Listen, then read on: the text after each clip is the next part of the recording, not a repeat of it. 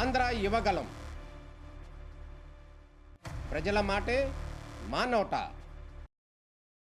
Secretariat బిల్డింగుల కోసం, కట్టబోయే secretariat బిల్డింగులు అద్దాల కోసం 2540 కోట్లతో కాంట్రాక్టు. కేవలం అద్దాలు. బిల్డింగ్ చూసే నోరెళ్లబెట్టి ఆ బిల్డింగ్ ప్రపోజల్ చూసి ఆ కాంట్రాక్టు, దాని మీద ఏదో ప్లంబింగ్ అని, దానికి తోడు కరెంటు సప్లై అని, డ్రైనేజ్ అని వేసినవన్నీ చూసి మీకు గుర్తుంటే అందరం రికాల్ చేసి చెప్పాము. అందరు నాయకులు మాట్లాడారు. నేను కూడా లాస్ట్ వీక్ ఇప్పుడు 10 days బ్యాక్ అయి ఉంటుంది చెప్పాను. 12,000 నుంచి 14,000 కోట్లు అమ్మా అన్నాను.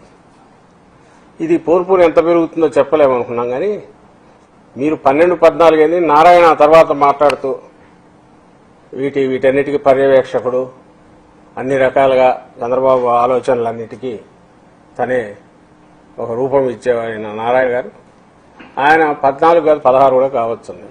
మరి వీళ్ళు మరీ బరి తెగిస్తారు అనుకున్నాం.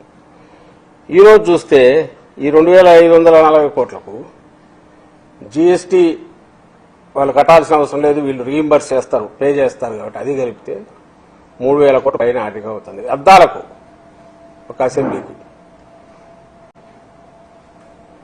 కేవలం అద్దాలకు 3,000 కోట్లు. ఇంతకుముందుది తీసుకొని ఇది కూడా ఎస్ఎఫ్టీకి డివైడ్ చేస్తే 52 లక్షల ఎస్ఎఫ్టీకి ఇంకొక ఇది 18,000 రూపాయలు దాటి 18,500 18,600కు వస్తుంది ఎస్ఎఫ్టీ. దీని మీద యాడ్ చేసుకోవాల్సింది ఉంది. ఇవన్నీ ఇంపోర్టెడ్ అంట.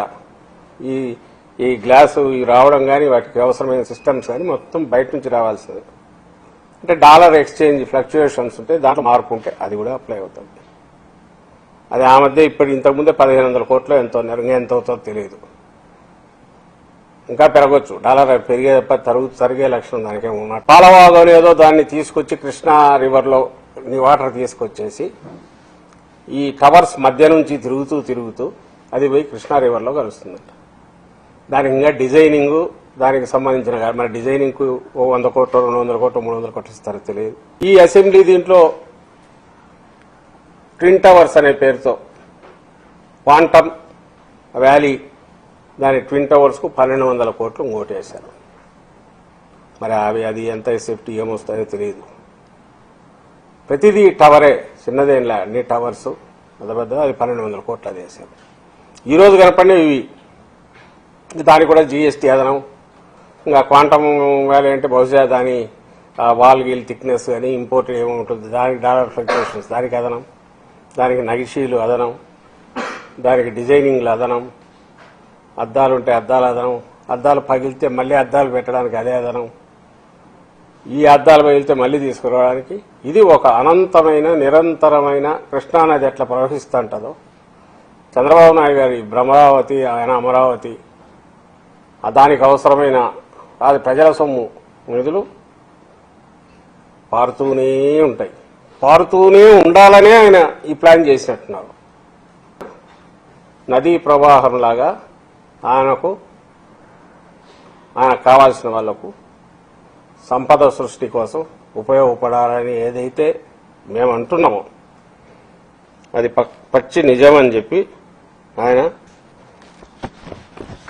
దాపరికంగా కాదు, కన్సీల్ చేసుకుని కాదు, బహిరంగంగా మొహం మీద గుద్దినట్టు రాష్ట్రం అంతా, రాష్ట్ర ప్రజలందరికీ ఏం చేసుకుంటారు మీరు, నేను ఇదిగో ఇలాగే చేస్తాను అని నిన్న మనకు కేబినెట్ దీని ద్వారా చూపించారు.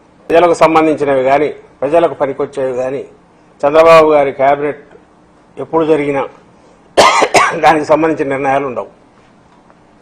కేవలం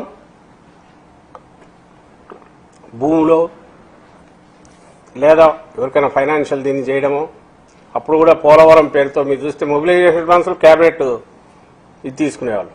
మెడికల్ కాలేజీలకేమో సంవత్సరానికి 1,000 కోట్లు ఖర్చు పెడితే 4-5 ఏళ్లలో పూర్తి అయ్యే 17 మెడికల్ కాలేజీలు రెడీ కావడానికేమో డబ్బులు లేవు, ప్రైవేట్ వాళ్ళకి